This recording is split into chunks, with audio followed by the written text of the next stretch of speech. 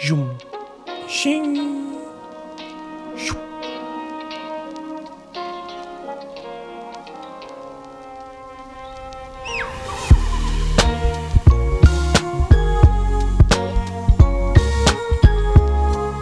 G'day guys, and welcome to episode 12 of Cities Skylines Down Under. We are going to continue work on the east coast map of Australia, working on Mullumbin and shaping the coastline of this little town that we've been working on. You're actually seeing some footage from above, just to show you the slow progress we've been making on this map.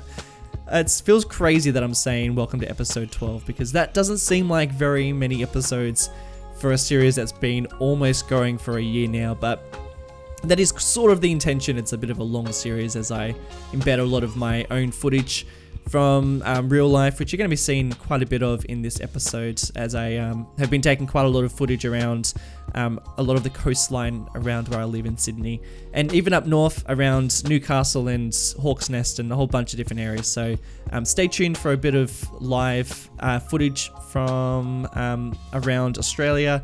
And for today's episode, we're going to be really going for a very Australian coastline feel, where there's pretty much going to be parks that meet the ocean, and placing down, quite a lot of iconic beachfront scenes in Australia. So, very, very, very excited for this episode.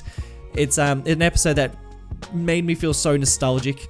It's actually a slightly longer episode than I usually do. I try to keep them under about 20 minutes, even though I don't do a very good job of that. But this episode, I just could not cut any footage. It all felt right. And I spent ages trying to cut it all, but I still only just scraped in cutting it down to about 30 minutes. So if that's not an incentive to stick around till the end, well, I don't know what is.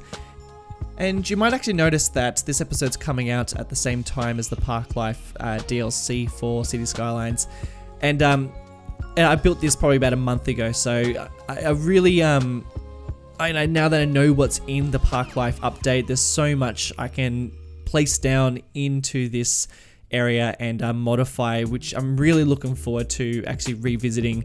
I actually haven't opened up this save game for probably about 2 months now. I recorded all this footage a little while ago, and the reason why I've done it like this is because I've got pretty much 3 series running at the moment, and in order to keep you guys interested and to kind of keep the buzz going about a certain area, I'm working in projects. And basically this town that I'm working on is a small project. It's probably going to run for about 5-6 episodes, and then I'll head back over to the Broken Hill map, where I already have some episodes lined up, and I'm just sort of alternating between the two, which really works out pretty nicely.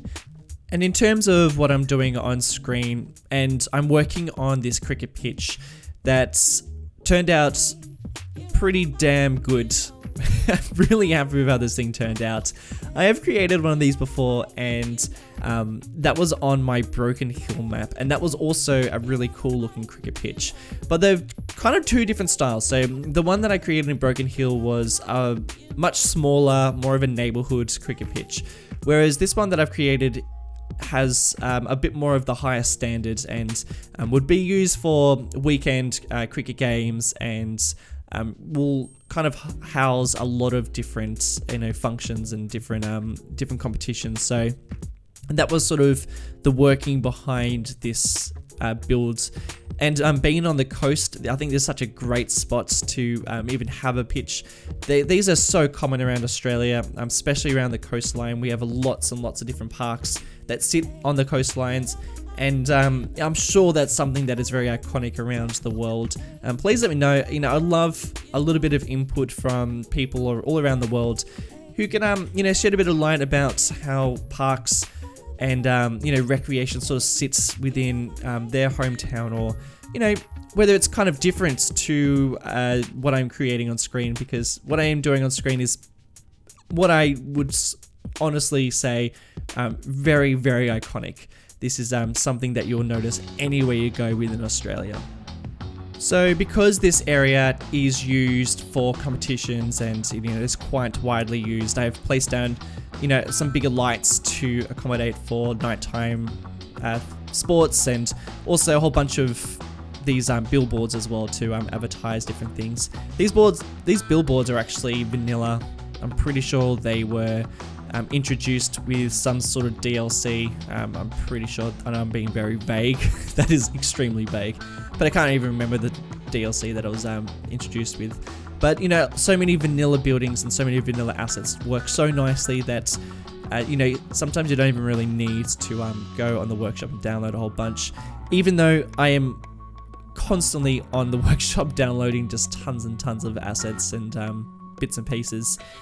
And you've also seen me use a kind of interesting technique where I've been placing down these decals, these dirt decals, to scuff up the ground a little bit, because these areas are, you know, quite worn down and have been used a lot. And the grass is actually very dry. You know, we are on the coastline, but Australia is a really dry country, and you know, even around the coastlines around these places, you know, grass naturally is very brown and very you know, very dry.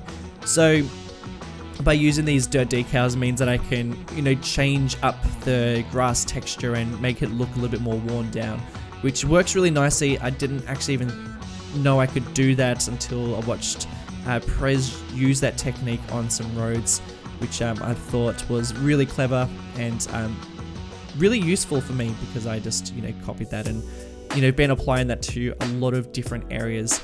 So I've been using that to quite a lot of different degrees around here, kind of raising them up and down, really kind of thinking about where the most worn out areas are. So I've been placing down a lot of the worn out areas around where the cars been parking, where people probably are walking, and you might notice a couple of different trails that have been created by people walking around here as well, that I've been trying to, you know, consider as I place down benches and you know, a whole bunch of different things. And you know, next to this cricket pitch, we have some dirt car parks and some different amenities like toilets and some sort of canteen for, you know, when people are playing. So you know, those are just like little features I really feel like add a lot to this build and, you know, make it a little bit more iconic and realistic. And those the pine trees that those really tall trees that I've placed down, they are so iconic around these areas. I don't know what it is. I think I spoke about it in the last episode when I was creating the caravan park. But those pine trees just seem to have a real East Coast Australian feel to them. I don't know what it is about them, but they are all over the East Coast. I'm sure they're all over just coastlines in general around the world. But you know, every time I think about going on holidays or, you know, driving up and down the coastline, I especially see them in places like Port Macquarie and, you know, around the northern beaches of Sydney and all the way up the coastline. So I think that, you know, they fit in really nicely for like a small town like Mullumbimby that we've been creating. By the way, this town's still nameless. If you've got some names, shoot us some comments down below. Some people have already mentioned some comments. I did look at them. I just totally forgot to talk about it in this episode until right now. So definitely shoot some through, and I will name this place in the next episode, which will be up in the next week, the following week. But getting back to park life, and there are so many cool additions to this game now that really fit well for creating a place like this. So right now, I don't get very much foot traffic. I don't even get many cars coming up and down these roads. And that's because people don't visit parks like they do in the new update. This is all speculation. I am going purely off what I've seen on videos. But what I've noticed is that I should be able to just drag a bit of a district around this area and get people actually visiting it, which would be really worthwhile, and I think it's going to add a lot. So that is something I'm going to come back to probably in a whole episode. I'm probably going to spend a whole episode just adding in park life bits and pieces, which I think is going to be really useful. So I'm super excited for it. I'm really keen for this update. There's not very many releases or DLCs that I've been that excited for, but this one seems to be exactly what the community and people have been wanting. So massive thumbs up to Colossal Order for kind of jumping on board and thinking, really thinking about what people have been wanting. And at the moment, I'm creating this car park that's going to be serving this beachfront here. So this is the surf beach, and this is where the Lifesaving Club is. And for those of you who don't know what Lifesaving Clubs are, these are clubs that sit up and down the coastlines within Australia, I'm sure all around the world as well. But, you know, talking about Australia, these are clubs around the coastline, and they're pretty much designated areas where lifeguards will be. And, you know, they're around the more populated areas, you know, I'm thinking around Sydney and the bigger cities. They will be dotted around all across the stretch of the beach line. However, you know, around coastlines in smaller towns, they will only maybe have 1 or 2 designated places where lifeguards are. And they're pretty much these small huts or these small buildings, or like these, you know, big concrete structures that have showers and amenities, and sometimes coffee shops if you're really lucky, and pretty much just like function areas and bits and pieces like that. So this little shack that I've just built is a small version of that. Because this is somewhat of a small little neighborhood within Mullumbin, there's not really much of a need for a massive concrete structure like we find in Sydney. So we've just got this little small one here. But it is also a little bit of a touristic town. So I have placed down a little addition of a coffee shop that sits in the corner of the car park. So it's been really cool hearing from you guys over the last few weeks. A few episodes ago, I put it to everybody whereabouts in Australia you're viewing my videos from, if you've been to Australia, or you know, even people from all around the world, how much of my videos relates to what you you know, what is around your local area. And it's really interesting hearing from so many people who have actually been to Australia, and, you know, it's actually kind of crazy how many people actually watch my videos from Australia. It's nuts. And I still extend that invitation to let me know in the comments if you are from, you know, somewhere around Australia. Please let me know. It's always great to find out. So many people actually live in Sydney, which is very cool to find out. And if you've never been to Australia, let me know if this is interesting to you, because, you know, my other series is based in America, well, somewhat based in America, based off cities in America, and this series is purely Australian. And, you know, I wonder how interesting a build like this is to you know, people outside the country. So, you know, do let me know. I'm still going to continue making it even if you don't like it, but you know, I'm very interested, so do get in touch. And I'm working on this shrubbery bushfront at the moment. Not bushfront, beachfront, I should be saying. And I've placed down these boardwalks that you know, head down to the beach. And the reason why I've done this is because a lot of the paths that do go to the waterfront have these wooden staircase entrances. So I did do some of that, though they're not usually on every single walkway down to the beach. So I only place them really around the places that get the most foot traffic, which is around where the lifeguards are and where the car park is. So that's where those footpaths are. And in terms of these shrubs, well, quite a lot of these areas around the coastline of Australia are, you know, lines with quite a lot of these nature strips, and they're pretty much reserves for a lot of the wildlife that sits on the front, on the beachfront like this. And you know, the sort of vegetation that sits here is a mixture of grass and dry shrubs and quite low types of bushes, which I think works really well using these grass clusters that were made. I'm pretty sure these are a P. Delmo creation.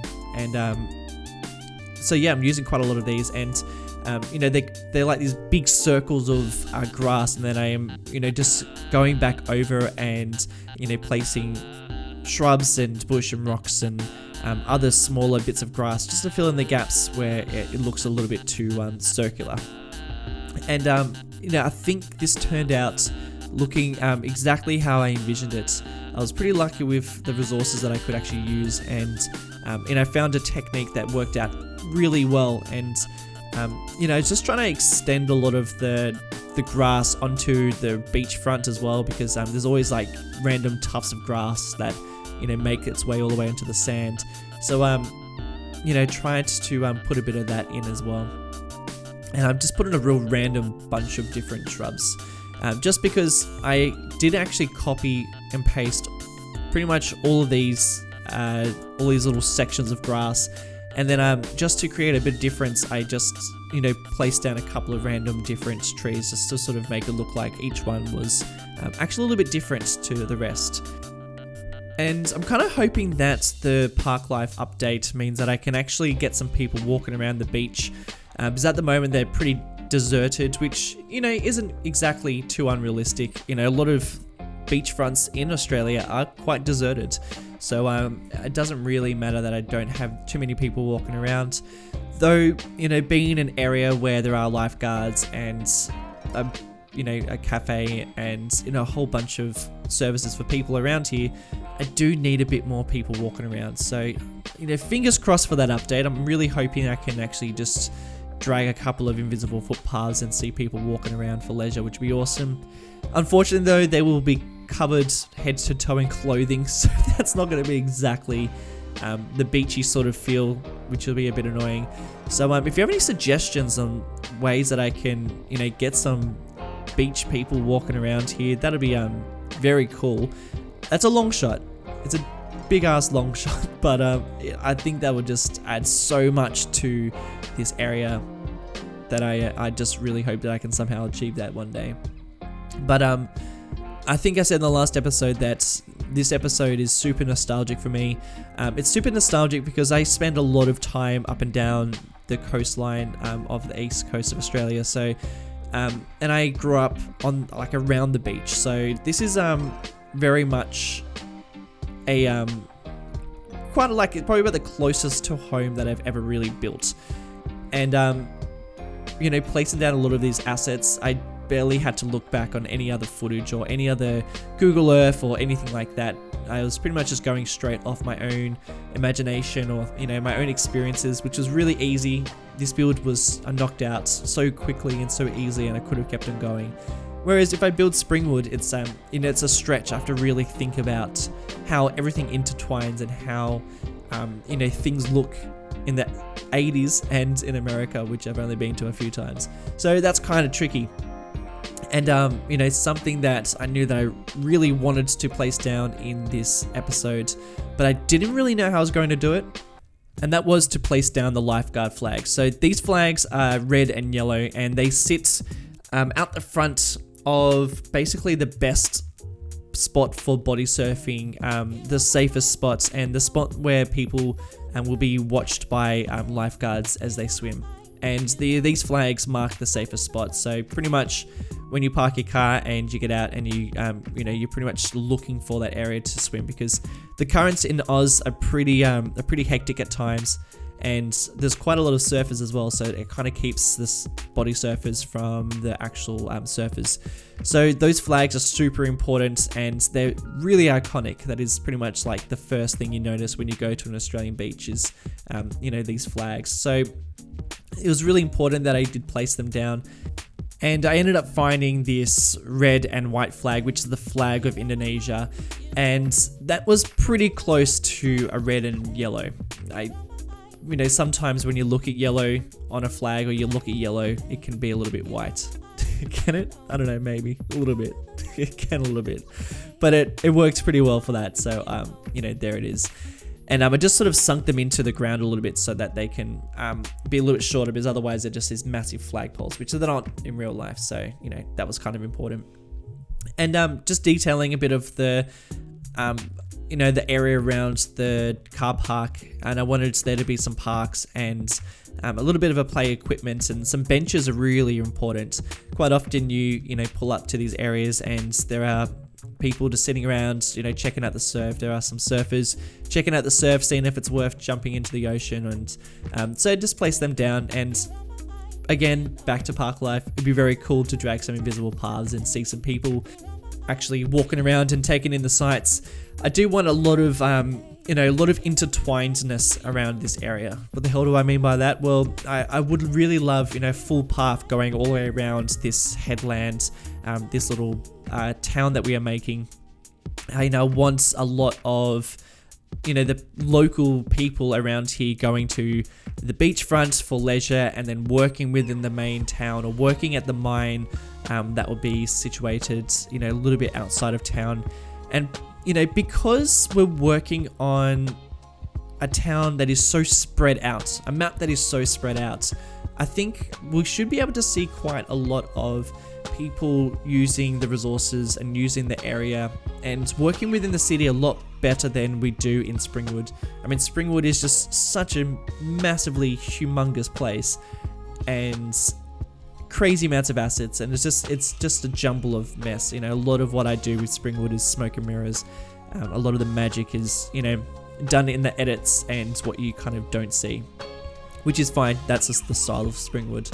But for this series, I'm noticing a whole lot of smoother FPS and a whole greater range of actually playing the game, which is very cool. By playing the game, I mean like actually seeing how the city operates and how the Sims interact with everything around them, which would be very, very, very cool. So I'm excited to actually jump into that. And it's the same for Broken Hill. Broken Hill is very much the same. And I think the Park Life update is going to add tons to that. Just the fact that people can actually visit parks adds a humongous amount of realism and challenges, I guess, to the actual game, which would be very interesting. And I'm just working on a couple of different areas around this beachfront, and like I said before, quite a lot of recreation around these beachfronts, and a lot of different sporting grounds and places for people to play and to hang out. So working with these grasslands just to break up a bit of the surface with these decals, and placing down just the odd tree or two, or basketball courts, or whatever bits and pieces, I guess. And sometimes the most under-detailed areas end up being the best looking areas. There's so many times that I just overkill areas with decals or with assets or props or just things, whereas sometimes I just leave areas and just place down a couple of trees, and it adds tons. So many places around the world, so many places around towns are just land, just concrete blocks, or places with grass, or just full areas of trees. And sometimes I just forget that. Sometimes all I want to do is place down buildings or parks or other things. So sometimes I just need to hold back. That's what I'm trying to say. But getting back to the whole idea of this series, and this series is sort of I've started this series so that I can use a lot of my real life inspiration and on location references to show you exactly what I am basing my build off, because so often I will be in real life and I'll just be exploring different places, and I will feel really inspired to actually build something. And I'm sure you guys feel the same way, so I would really love to know if you do feel the same way. But whether I'm walking in a city or walking in a national park, I'm always filled with some sort of inspiration to recreate it in my own sort of take. And it kind of took a while, I do a lot of illustrations as well, so quite often I'll do an illustration, whereas sometimes I'll come into Cities Skylines and I'll build. And so often I have to rely on Google Earth, especially if I'm building in Springwood. However, in this Oz series, it means that I can actually just build exactly what I am filled with inspiration about. So that is like the best thing ever. And that's why I've got this drone. And that's why I've just gone out and spent a whole bunch of cash on a new camera that you'll be seeing somewhere down the line when I've finished going through all the backlog of vlogs and videos that I've created over the last few months. Hence the reason why we are working on this map at the moment. So I'm really, really excited to show you a whole bunch of different ideas that I have going on at the moment, and I'm sure you guys will be pretty keen to see what I've been up to as well, because some really cool builds on the way, and I'm really excited to show you what I've been up to. And this caravan park is something that I wanted to create on a larger scale. I started building one, well, I did build one last episode. However, that was just like a small independent one. We have tons of them in Oz, but we also have tons of these much larger big business caravan parks. And because it is such a large project, I only just touch on it right now, and I will finish it off in the next episode, which will be up on your screens next week, which I'll be very excited for. The next episode, we will be finishing off this caravan park and also jumping into a live play and building something that is pretty much setting up for the ferry terminal that is going to pretty much connect this side of the map to the other side of the map. So really keen to get into that, and then we're pretty much wrapped up with the east coast side of things, and we're going to be diving back into Broken Hill as well. And then after that, we'll be jumping back into this map again and working on what I hope to do, the downtown, which would be really exciting. Get some big buildings into this map, which would be so damn cool. Anyway guys, that is pretty much it for the episode. Thanks so much for tuning in. If you enjoyed this video, don't forget to like it or comment below. And if you want to go the next step further, then you can jump onto my Patreon and support me there. But guys, thank you so much for tuning in. Much appreciated, and I'll see you in the next one. See you later.